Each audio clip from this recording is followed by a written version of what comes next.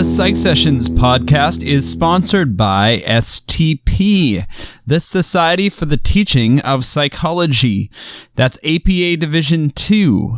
So STP members, please vote to approve an update to the STP mission statement that emphasizes STP's commitment to diversity, equity, and inclusion. A link to the vote is available at teachpsych.org under Recent Content. And please view the November issue of STP News and a special issue commemorating last month's virtual annual conference on teaching. Visit teachpsych.org for a link to these issues. As always, Eric and I recommend that you become a member of STP for only $25 a year. Please visit teachpsych.org. Thanks. Hello and welcome to Psych Sessions. I'm Eric Landrum along with Garth Neufeld, your podcast hosts. As the name implies, we center on conversations about teaching, but we often veer into other interesting topics, which is the end stuff. This is episode number 105, where Garth had the opportunity to interview Arthur Evans Jr. from the American Psychological Association in Washington, D.C. Before you hear the interview, please allow me to share some listening tips and my favorite moments. Now, I have a dilemma because I don't know how to refer to these episodes properly, because every time I get to listen to them with you, our loyal listeners, I want to say that this is a very special episode, and of course it is, but that might imply that the next episodes or the previous episodes are not special, and of course they are. I never want to slight a guest, so I don't know the right language to use, and I'm in a bit of a quandary, so I don't know what to do. But this is really an incredible episode. I'm so glad that Garth was able to work out the details with the executive office staff, and we're really thankful to Arthur for making the time. As he describes what the typical day is for the CEO of the American Psychological Association, we discover that there is no typical day, which is not too surprising once you hear about the types of tasks and the types of responsibilities that he has. We're lucky that he has administrative experience for over 30 years in different types of tasks and organizations, which is one of the reasons why I'm sure that APA wanted his expertise in his current position. He has public policy system expertise, which I can't imagine is that commonplace in the United States. And as you listen to this interview, you'll hear him say over and over quite a few times how he puts people around him and he listens to people smarter than him. And, you will hear like college presidents say that, and like the provost at a university. And, that's not uncommon for CEOs. And I guess I should say good CEOs. I think there's a bit of humility there that when our leaders are able to do that. And so I appreciated Arthur saying that, but then I also realized, wow, I am listening to someone way smarter than me in many ways, and I really appreciated his perspectives on what he does, because I've been in this business 30 years as well, but he sees psychology from a totally different viewpoint. If I'm looking at it from 30,000 feet, he's seeing it from 120,000 feet, and I really appreciated his perspective. And by the way, I just want to say that Garth did a fantastic job with this interview. It really was a pleasure to listen to. That's why I've got to figure out a way to say this was a really special interview, but they all are. I enjoyed it so much.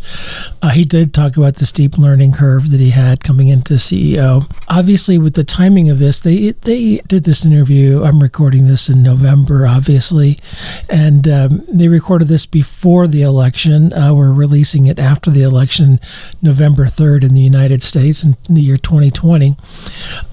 But they had a fair amount of discussion about social justice and Arthur's background in social justice with various organizations, and how that plays a role a bit more prominently and openly at APA than it did in some of his former positions. What I liked about Arthur is that he took the time to explain some of the nuance to us, because it's nuanced in his daily job. He was talking about some examples of providing COVID data to the White House, because obviously, APA is one of the foremost psychological science societies in the world, and they're housed in Washington, D.C., and they're going to be consulted on such things. And this is probably not a direct quote, but in my notes, he said, psychological science should make sense to individuals on both ends of the political spectrum, and the nuances in the framing. And he'll go into it when you listen to it, but Republicans need data and Democrats need the data. And of course, psychological scientists want to gather accurate, reliable, precise, valid data. How it's presented and the value of it, he goes into, that's where the nuance is and how to present that. And I thought, okay, public policy system, policy experience, you have to know how to do that in a nuanced way so that it is really kind of apolitical in many ways. And so that balancing act, I really appreciated hearing about that. I also appreciated hearing about his background working with the Philadephia mental health system and the overhauls. His clinical psychology background and that community basis, that thread that runs through that is really deep and really interesting. Obviously my training is not in clinical psych, so it's really interesting to hear that passion that comes through, especially to hear him talk about his experiences interacting with Aaron Beck. And so to take that cognitive behavior therapy approach, but then to hear that reframing that they customized for the approach with a recovery framework, and how that was the approach in Philadephia as opposed to helping people like recover from homelessness, rather with a recovery framework in mind as opposed to a mental illness framework in mind. It was really kind of Arthur to share more of his background growing up. He grows up in a military background to some extent. His father's in the military. His mother's a school teacher. He spent some time in Japan when his father was stationed overseas. Come back home to the U.S. He's about 6 years old, and they are in Melbourne, Florida, and he talks about that.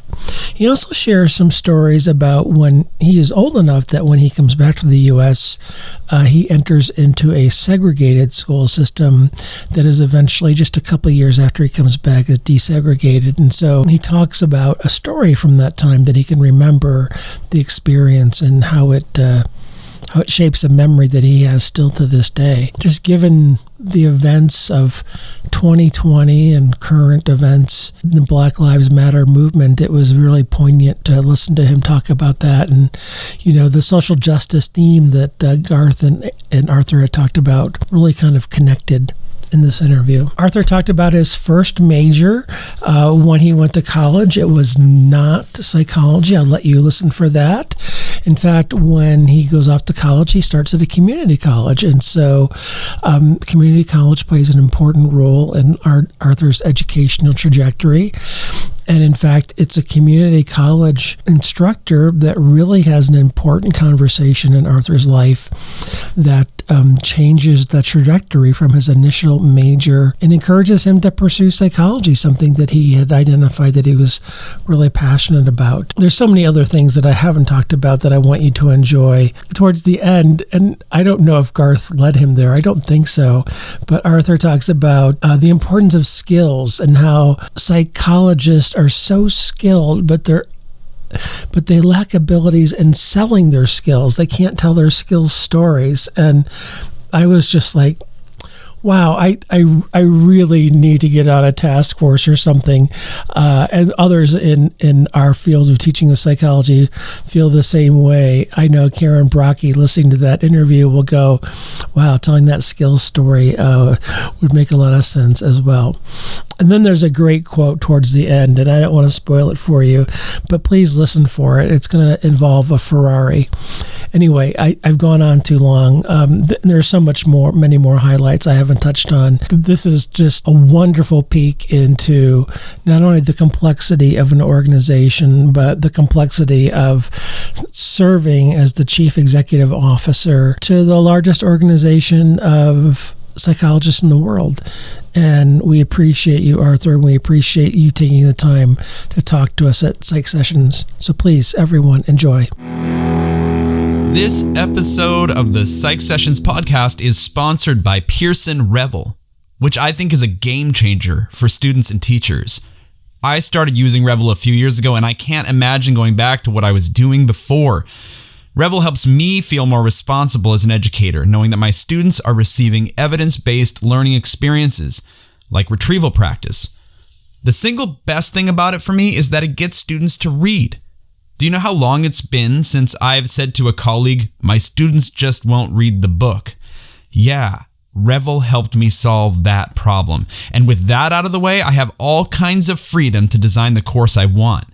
Now, I assign readings from the text with a click of a button that is delivered to my students as a tracked assignment according to whatever date I schedule. Revel is fully digital and highly engaging. It also has a mobile app that allows students to read, listen, or practice on any device. And students truly like it. So do yourself a favor, check out Revel. Psych Sessions listeners can try Revel out for 1 term at no cost to your students. For more information, please email revel@pearson.com or visit go.pearson.com/psych sessions. Welcome to the podcast. This is Garth, and I am here with Dr. Arthur Evans, the CEO of the American Psychological Association, and Executive Vice President, I think, is another part of your title. Is that right, Arthur? That is correct. Yes, that is correct. All right. And for those of you who are wondering why I'm calling this great psychologist by his first name, we did talk about this ahead of time, and that would be comfortable for you, Arthur, I think. Absolutely. Wonderful, wonderful. So, anyway, I'm so excited to talk to you. You may not know this because I'm going to assume that you have some people who help you out with your schedule. I'm going to guess that you are pretty busy. But a few years ago, my podcast partner, Eric, we had this lined up in person at APA, and then a snowstorm moved in and canceled. I think it was the March part of the March meetings. And so anyway, we were never able to get this interview. So this is now a couple years later, I feel like. Were you aware that we had this set up once before? Well, I have to admit, no.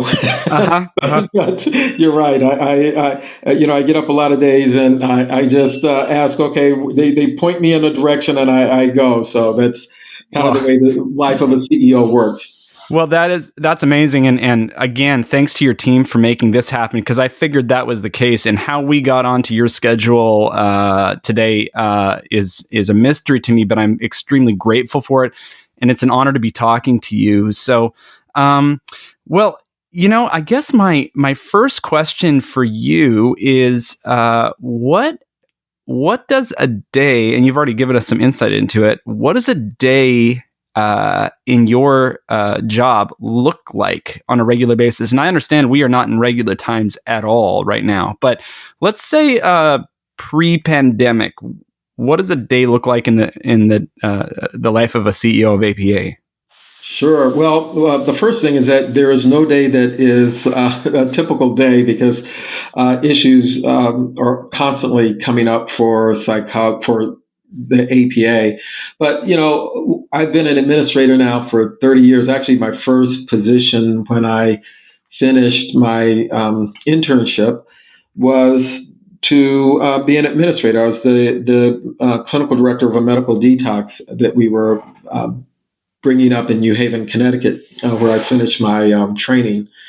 And so I've always had an administrative position. And one of the things I like about administration is that you get to do a lot of different things. And so in a typical day, I might be discussing the budget and financing and how we're going to manage the resources of the association. I will be talking to our advocacy staff who might be trying to get certain legislation passed in Congress, or we might be reacting to something that either Congress might be contemplating or a federal agency might be contemplating. I will spend time thinking about or working with people who are working on particular projects. Right now, as you can imagine, we are very focused on the issue of racial justice, given how that issue is playing out, and just the interest in our membership in APA, using our science to help inform that public discussion. I'll spend time talking to colleagues and other organizations. For example, on Monday morning, I have a standing monthly breakfast with CEOs from other scientific organizations. So geologists and physicists and chemists, and we get together once a month and we talk about issues related to not psychological science, but science more broadly. I'm obviously interested in psychological science. And we talk about funding issues related to science. One of the things that we're talking about right now is the anti-science climate that is starting to emerge, and that you're seeing in some of the debates, not only about COVID, but climate change and a number of other areas. And I'll spend time talking to people in the media. I get a lot of media requests, and so I'll be doing interviews on any number of things. One of the things about being CEO is that you have to know a little about a lot of different things. I kind of like that.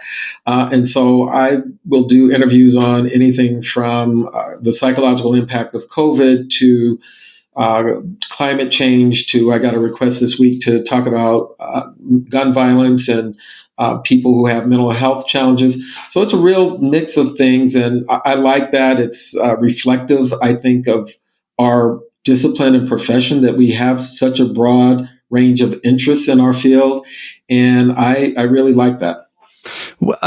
Thanks for that. And let me ask you, those requests that you get, and maybe maybe I'm a little naive here, but what kinds of requests go to the president of the APA for any given year versus what kinds of requests come to you from the public? Sure, that's a really good question.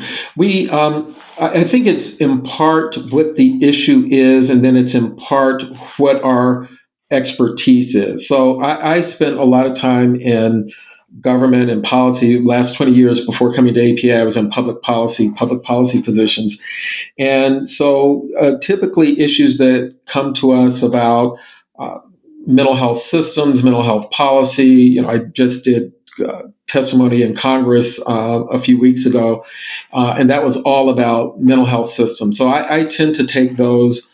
I tend to take issues that might be controversial because we don't want our president to, take incoming because of something he or she might have said. So if I think it's controversial, I'm going to be the one to deal with that. But then pretty much on other issues, it's the president who is speaking for the organization. So, for example, right after George Floyd's death, we put together a statement that it was a very strong statement that was issued by our president, and it got a lot of traction. It got a lot of publicity, both in the public media, but also just in other organizations around town and other national organizations.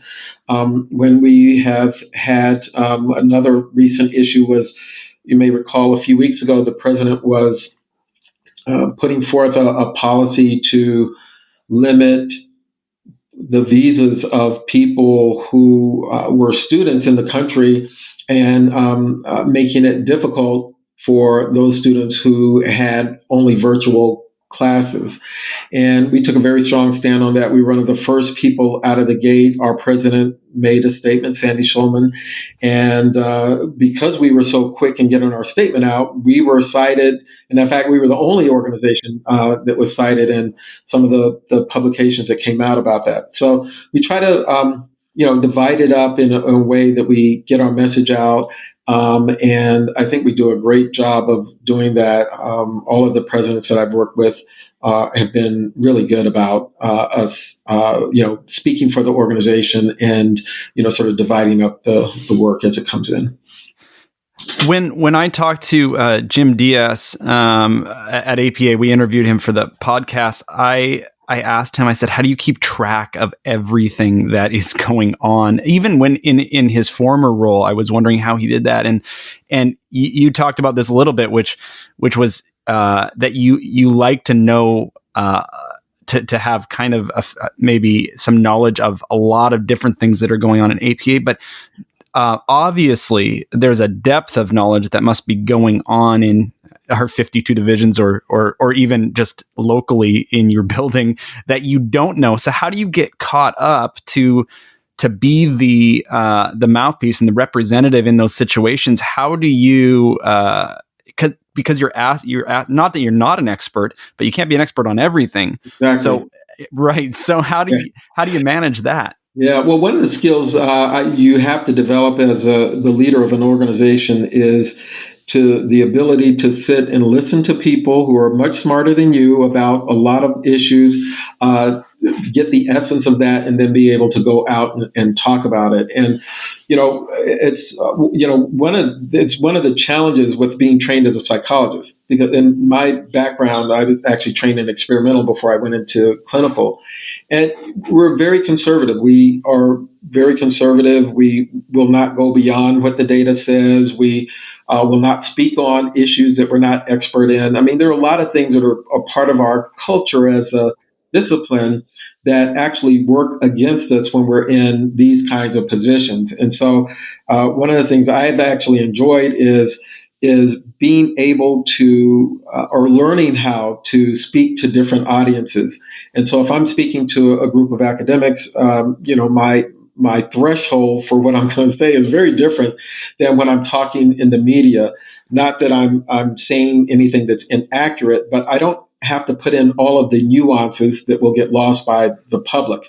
And so that frees me up to really try to get the essence of what a body of literature might be saying, what our policy position is, and then be able to translate that so that people who are not psychologists understand it and get it. And so the only way that I could do this job is I have to surround myself with really smart, competent people that know what they're talking about.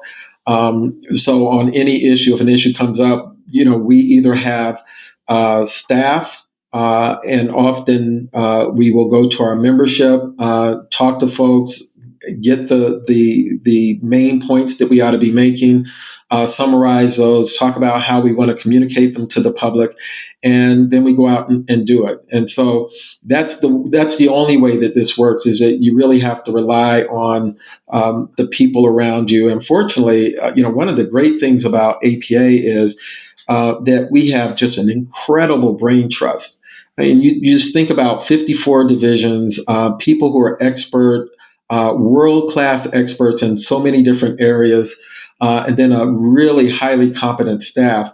It is just an awesome combination, and something that I when I came to APA, I was just so excited by the potential for us to do even more as an organization, just given those resources. And you came to APA how many years ago now? It's been about 3.5 years. Okay. And do you feel like all of the coming up to speed that you're there? And if so, when did that happen? When did you feel like a shift that I'm actually comfortable in this role as CEO now? I'm sitting here smiling because this is a job that is a very long and steep learning curve, and I feel a lot more comfortable about a lot of things. But I am really clear that this is a big, complicated organization. It is, or a complex organization. It has lots of tentacles that reach out around the country in all kinds of ways that I'm still discovering. It has a long history, and I have no illusions that I know fully what's going on, or that, frankly, I ever will know everything that's going on. But I am more comfortable. One of the indicators of that is that I can sit in a room and hear a whole paragraph of acronyms and actually follow it. We did Right. in acronyms here. And I remember a lot of the early conversations, I would be constantly saying, well, what is PLC, or what is, we had so many acronyms. And so I'm getting up to speed on that so I can follow that. I'm starting to understand the sort of some of the historical issues that influence how issues are perceived and reacted to, and so I'm starting to learn that. But it is a very steep learning curve because of the complexity of the organization. Yeah. Yeah, I'll tell you that those acronyms trickle all the way down through BEA and and everywhere. So, but I too am learning in a small section of the APA. Okay, so I'm pretty sure that by the nature of what you've done and the jobs that you've had, and we'll maybe talk through those a little bit later, but being an administrator in psychology, there is this inherent social justice, I think, that comes with it once you get to those, those larger organizations. When you were coming to, and maybe you can correct me if I'm wrong, but everything that we've talked about so far, the activities of 2020, for example, have a huge social justice component to it. Did you see that taking on a position as CEO would be so linked to social justice? And what do you think about that? That's a really interesting question. I didn't. I was in public policy for 20 years, and I worked for Republican and Democratic administrations as a political appointee. So I was appointed by administration. And so I am very accustomed to really managing, my political views and being extremely careful about how I speak about things. And so that's what I was used to. And I really thought coming into APA that would continue to be the case, probably not as much as in government, because in government you have just so many constraints about what you can say and can't say and to whom and so forth. So I've been surprised at how I would describe it as open and to taking a stance on social justice issues and talking about them in that language the organization has been. So I think that that's a good thing. The last one of the reasons I thought that question was so interesting for me personally was that even though I would never use the language of social justice in my government positions, because while many psychologists are comfortable with that language, many people in the political arena are not.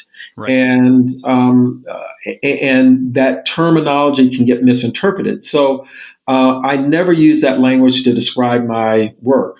However, my work was clearly about social justice. When I was working in Connecticut, when I was working in Philadelphia, it was all about how do you give voice to people who don't have voice? How do you help the people who are in the margins of society? How do you have more equitable systems? I mean, it was all about that. So that was the framework that I had in my mind, but I didn't use that language until literally probably the last 2 years before I came to APA. And it was just kind of fortuitous the way it happened, because I was very conscious about my language.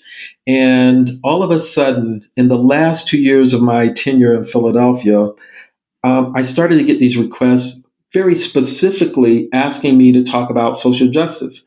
And so I call it my coming out. I kind of came out in my last 2 years. By that time, I'd been in my position for 10 years. I felt like I had some security. I'd gone through 3 mayors at that point. And I felt much more comfortable using that language and talking about things through that lens. And at APA, what I've found is that people are very comfortable with that lens. But I do still think that it's important for us to be careful and thoughtful about how we talk about issues, because we have a very broad range of people, a lot of different across the political spectrum, and more than the messages that we make. What's important to me is what's the impact that we can have. What's the impact that APA can have as an organization? What's the impact that psychology can have? And so how we frame issues and framing them in ways that people across the political spectrum can hear them, understand them, and get behind them is always my goal. So it's a complicated thing. I mean, again, here, people are more comfortable with that language, but I'm still very careful about how do we talk about things so that we have the impact and we reach the audiences that we want to reach. Right. If you use the wrong terminology or something that makes people bristle a little bit, you may work against what you were trying to accomplish. Is what it sounds like. There's no question about that. We're working with a Senate that is Republican and tends to be much more conservative, administration that is obviously Republican and conservative. The House right now is democratically led, and so much more liberal. We have to be able to speak to all of those folks. And my position is, if we're basing our positions on psychological science should make sense to people on both ends of the political spectrum, and we need to be able to frame our issues in a way that people across the political spectrum can hear them. When I worked for Republican governors in Connecticut, there was a certain way that I talked about issues. I mean, the bottom line was the same, but the framing of the issue was very different. And I think as an organization, we just have to be aware of that and have to be smart about how we move the agenda that we have as an organization. Yeah, it's interesting that some of these issues, they do sit squarely in one camp versus another from time to time. And so that must make it a little bit difficult to not align yourself, explicitly with one side or the other. Yeah, and we try to be nonpartisan. I mean, clearly, our membership is overwhelmingly probably leaning to the left, not probably is leaning to the left very clearly. But that's not the entire membership. And even if it were, we still have to talk to people who may not hold our viewpoints and our values. And, we have some good examples of that with the administration. So, for example, during the COVID crisis, we were having conversations with people in the White House about data collection and a data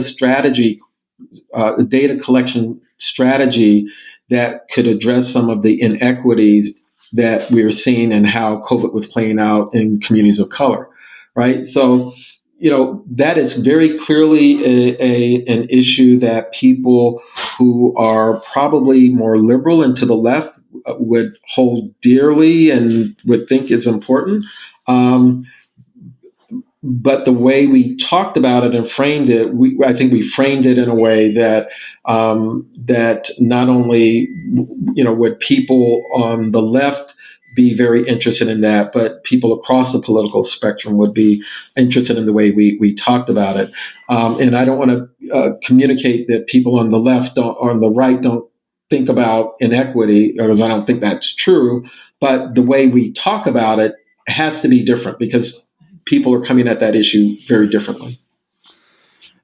Yeah, I hear you, and it sounds like it is a bit of a balancing act, and it's why it's probably one of the hot issues right now for many organizations who are seeking to represent science well, like those folks that you have those meetings with monthly. When you were in Philadephia and you were doing this work, this political work, was it personally frustrating for you, or did you make any mistakes in learning to be nonpartisan? You asked such great questions. It was when you said make mistakes, like, yeah, I got a very long list of those. But I got plenty of mistakes that I made and things that I would do differently looking back. That was I think all of my work across my career has been so fulfilling. I've been fortunate to be put into positions and places where I could actually get things done. I grew up in the South in Florida in the 60s and 70s, and so I have a very strong sense about what's right and helping people who are marginalized, and that really drives me. And I've just been fortunate to be in these positions where I actually can do some work to help address some of those inequities.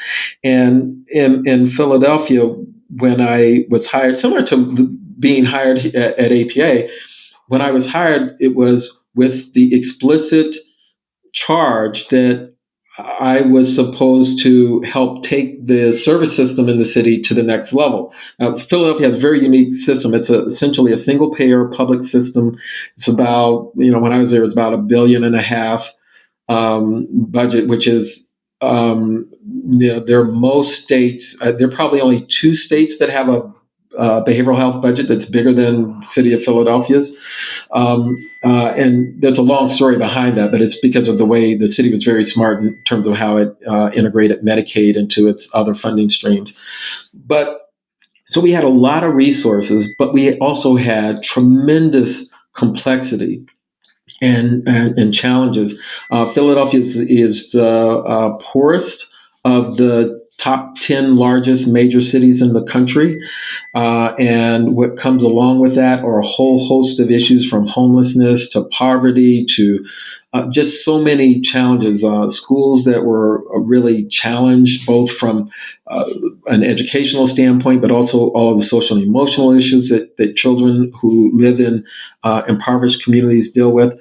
And so most of those issues have a behavioral health underpinning. There are mental health issues undergirding all of that.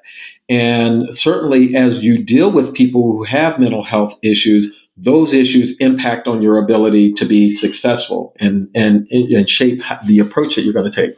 So it's very complex. And so we have this level of complexity. We have a huge budget, and we had this charge to change how we were approaching things. And so we literally started to work on transforming the system. The very first year that I got there, we reorganized our work around the notion of recovery as a framework. And at some point, maybe we can talk about what that means, but very different frame as opposed to a medical model, which is focused on pathology, fixing what's wrong, really focusing on illness, to a recovery frame, which is about more of a partnership with the people that you're working with. The goal of what we're trying to do is not just deal with people's symptoms, but really help people to have a life and to have a more fulfilling life. And making that kind of complex paradigmatic shift very complicated or complex. And but the good thing is that people, as they heard that message, now in the very beginning, people thought, you're nuts. You're not going to change the way, this system works. But over time, we were able to do that. And because we were able to do that, we were able to get people who were homeless off of the streets and successfully living in their own housing. We were able to reach populations that had not been reached before, reaching out to, for example, men of color who often are the last to get into treatment. We're able to screen children for trauma in primary care settings and getting them connected to services much earlier, so they didn't have to have a life that was influenced by early childhood trauma. There were just so many wins that we got because people there were willing to take on the status quo and to change the way we were working. And I got to tell you, there is nothing that is more fulfilling for an administrator or a person like myself who's in these political positions, and often you can be frustrated because you can't get things done. But somehow we were able to create a movement, to create a environment and climate where people were willing to challenge the status quo, and because of that, we saved lives. We reached people that would not have ordinarily been reached, and for that, I was extremely fulfilled in doing that job. And that doesn't mean we didn't have a lot of problems and challenges, because we clearly had those, and I have a long list of those. But what kept me going was, the person who would. I remember this one gentleman who we had helped, who had been homeless, had serious addiction, had some mental health issues. And he was talking about, one of the things we would do is we would have people with lived experience talk about what helped them get into recovery. And he reached into his pocket while he was talking. He said, "You know what these are? These are keys. I'm 35 or 40. I don't remember what his age was. I've never had my own keys to anything. But because I'm in recovery, I have keys." When you hear those kind of stories, you're willing to put up with a whole lot of administrative, political stuff, because you can see that if you're willing to stay engaged, that it can really make a difference in a person's life. Would this recovery model versus a medical model, would this be something that you would consider that you're very passionate about, that you wanted to carry with you to APA? No question. And the reason is because I think it's much more effective. We know it's more effective. But, one of the privileges I had was to work with Aaron Beck when I was there. And we had a really good partnership. And, he'd come to me probably about a year or two after I had come to Philadelphia. He was at University of Pennsylvania.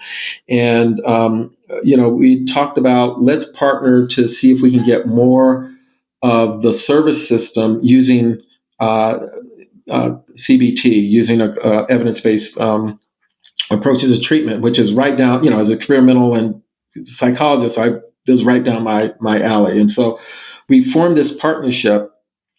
And one of the things that we would talk about as we were infusing CBT throughout our system, we literally did it throughout our system, from inpatient to outpatient to residential to all of the services.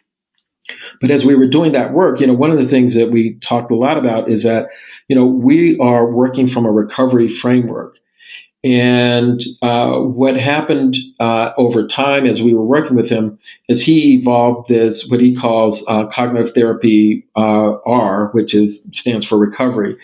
And what he said to us was, we know that cognitive therapy works. We have the evidence, but it works much better when we work from a recovery framework, because we would be going on to inpatient units where people were just not getting well. I mean, these are the toughest of the tough. People have been inpatient, hospitalized for maybe 6 months, maybe a year, really, really challenging people.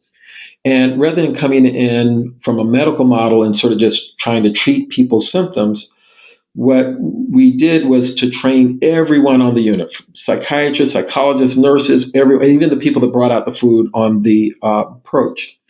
And then, and that approach was not only cognitive therapy, but from a recovery standpoint. So the first thing that people would do is to ask people, even people who are, actively psychotic, what is it that you want, and trying to engage people around what their goals and desires were, and then use the EBP to help people to achieve their goals. That's the difference. One of the major differences, as opposed to the typical model, which is, the professional staff go into a room, they come up with a treatment plan, they come out, and if the person is able, they sign off on the treatment plan, and then they're told to do these things and to be compliant. So it flips that approach. And what we saw was people who were not getting better, we were able to discharge after several months, and who could step down to lower levels of care. And it's just one example of how changing how we think about people, how we work with people, listening to people, seeing our role as professionals, not just being to tell people what to do, but to walk beside people, to use our expertise, but to also understand that people are the experts of their own lives, and that if we work together, we can create a path of recovery that that can be fulfilling and effective. Has this model from Philadephia been adopted? And is it a case that people look at and say, this worked for them? I think we're going to try it. Oh yeah, when I was in Philadelphia, first of all, there's a national movement, and there are a lot of places around the country, particularly public systems, that have been moving in that direction to move to a recovery-oriented system. And in fact, I think at this point, every state in the union has adopted that kind of language. Now, it's one thing to adopt that language and to say philosophically, this is what we're about. It's something very different to go in and change all of your policies and your approaches and training. And that's a whole different ball of wax. The good news is that there are a lot of places that have done it. We did it in Philadelphia. We were doing that in Connecticut. In fact, Connecticut was the first state to do that. But there are lots of other places. There are places in Texas and Michigan, other places where people in Detroit and New York City, where people have been doing that work. But I do think that we still have a ways to go. In Philadelphia, we were fortunate to have people from around the country, around the world, to come from Australia, Sweden, New Zealand. We had people that would come from lots of different places to talk with us about our experiences, and we would talk to them about their experiences and learn from each other. So absolutely, a lot of places are trying to make those changes. Well, thanks for sharing that with us, because I can tell that you're passionate about it and you've been doing it your whole career. And maybe I would be wrong, but I would guess that one of the reasons that APA brought you on was to bring this message and maybe steer the ship in that direction for those who are doing counseling or clinical practices or treating folks like that. Would you say that was something that they were likely interested in? Yeah, I think the sense that I got through the process is that people were very interested in my change management experience. Trying to change a system as complex as Philadephia really, it's a challenge, right? And so I think when I came to APA, the organization was coming out of the independent review, and there was, people were really saying, the organization is at a point in its history where it needs to shift, it needs to change. And we were celebrating the 125th year of APA. And so there was a lot of talk about, what got us here over the last 125 years is not what's going to get us, through the next 125 years. We have to, as an association, modify what we're doing so that we continue to be relevant to psychology. And so I think what most interested the search committee in terms of my background is that I spent 30 years literally doing change management and startups. That's the only job I've ever had. It wasn't by design. It's just, it kind of fell into it. And so I think that's what people were interested in. All right. Well, I think we'll probably come back to your current job, but I would love to just go back with you a little bit, because our audience is largely educators. It's always very interesting for us and for our students to hear about where people come from. And you said that you grew up in Florida in the 60s and 70s and in the South. And so where exactly did you grow up in Florida? I grew up in a little town called Melbourne, Florida, which is on the East Coast near the Kennedy Space Center, about 70 miles south of the Kennedy Space Center, where my dad worked. My dad was in the military. We had come back from Japan. He was stationed at Patrick Air Force Base, which is near Melbourne.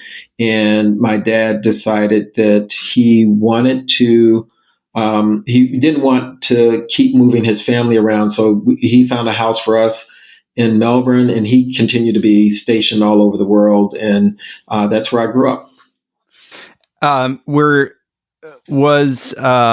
What is Melbourne like, or what was it like when you were a kid? That's a little rinky-dink town. I shouldn't describe it that way. Actually, when I left Melbourne, I think the population was about 40,000 people. And when I went to graduate school at University of Maryland, I think, the population of students at that point was probably about 35, 40,000. It was almost the size of the town that I grew up in. So it's small town, not much there. Well, it has a lot of electronics companies there. Very laid back. I loved it. I had a great childhood, great friends that I grew up with. Just a real chill place. Yeah. Was your mother around there too? And did she work, or did she work at home, or how did that work out? Yep. So my mom was a school teacher, and she worked in the school district. Well, actually, when we moved to Melbourne, I was about 6, and the schools were still segregated. First 3 years, I went to segregated schools, and my 4th grade, we went to an integrated school. But the only reason we went to the integrated school is because my mom taught there. Real integration for the whole community didn't happen to a year or two later.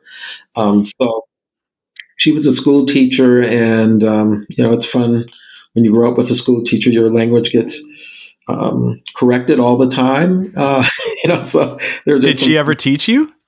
She did. There were a couple times when she was substituting where she taught me, but I never had her as a full-time teacher.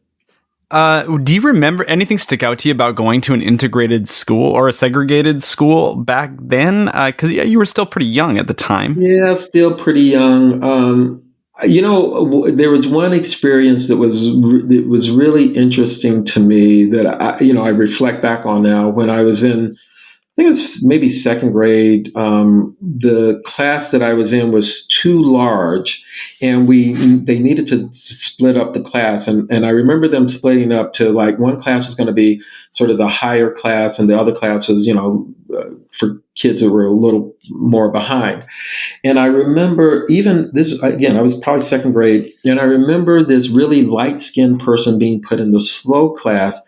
And even at that early age, the colorism and racism ideas, even though, we were a military family, I thought, why is the light-skinned person going in the slow group? The light-skinned person should be in the fast group. And I just remember that experience. So, do I have memories from, going to segregated schools? Absolutely. And one of the very strong memories is how early in our childhood notions of race start to play out. Yeah. Was it hard, do you think, for your mother to go to teach at this new integrated school?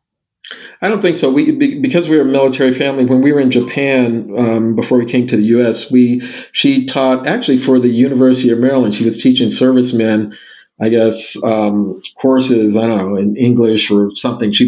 Her main subject was English.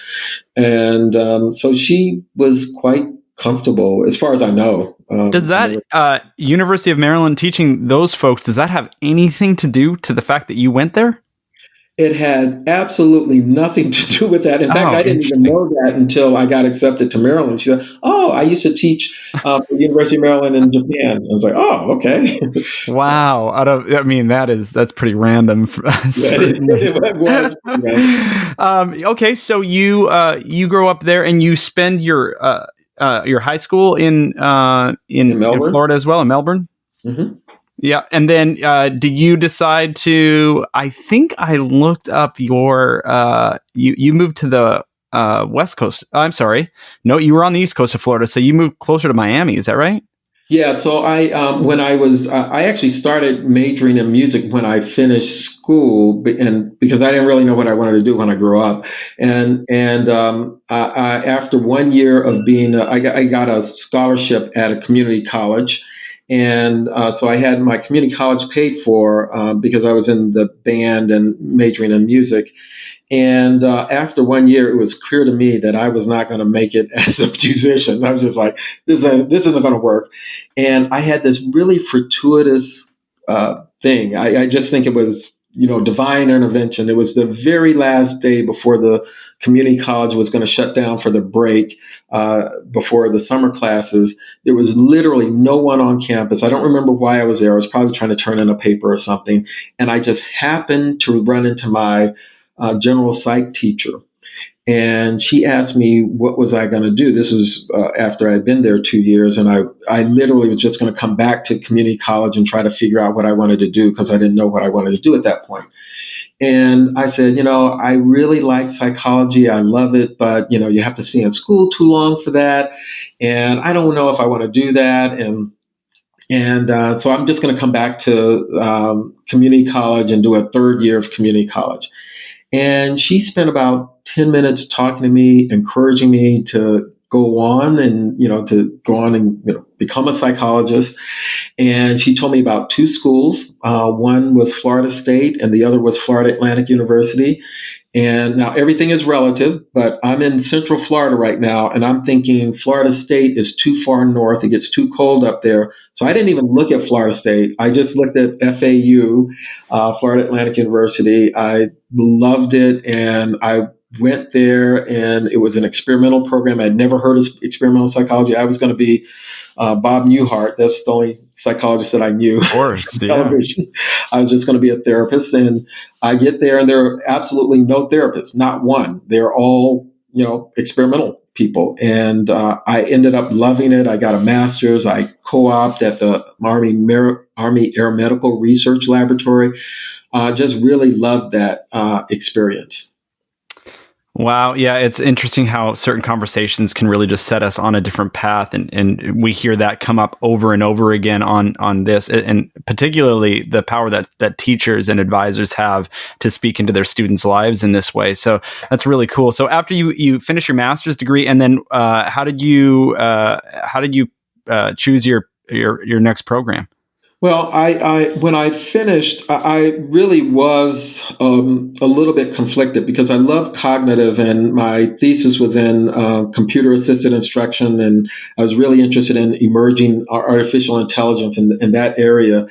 And I finally decided that I'm going to do what I originally wanted to do, which is to become a clinical psychologist and really try to serve my community and to really provide services. And when I was looking at programs, I loved Maryland's program because at the time they were really emphasizing, in fact, they had a community psychology. It was a community, my PhD is in clinical and community psychology.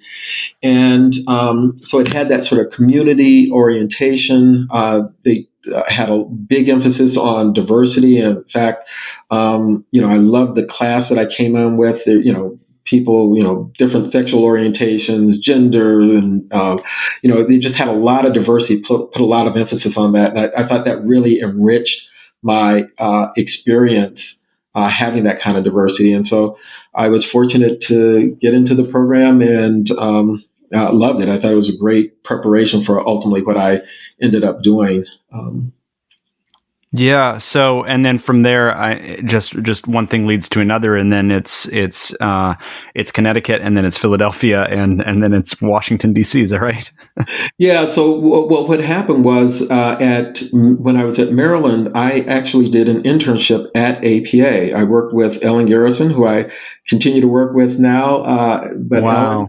Ellen was working in public policy, and that's where I got interested in public policy. That was not even on my radar. As I said, I was going to be a therapist and work in my community, and I got exposed to the impact that you can have on not just maybe a few dozen people in the week, but literally tens of thousands, hundreds of, I was in Philly, it was hundreds of thousands of people's lives when you're in public policy. And so when I left, when I went on internship, I did my internship at Yale Medical School at a place called the Consultation Center. And it was the ideal place for me because it was the one place in the country where you could go and I could get the clinical supervision and training, but they also had at the Consultation Center people who were doing program evaluation and prevention programs and all of these more community-oriented, programmatic systems issues. And so it was this really broad range of experiences that really set my career in motion because I went from that into administrative positions and to using a whole breadth of skills from my clinical skills to my quantitative skills to research skills, and so that breadth really came in handy. Yeah, I guess there are skills that CEOs generally have in our country, maybe worldwide, that where you could move laterally across organizations and be quite successful as a CEO. But I'm hearing all these skills that you developed and all these experiences you developed and how they kind of rolled themselves into making you a CEO at APA that does understand the clinical side, does understand the policy side. When you look back at your story, it all leads to CEO at APA in some ways. I'm sure you would say that there's some, fortuitous moments involved and things like that, but it does seem to lead that way.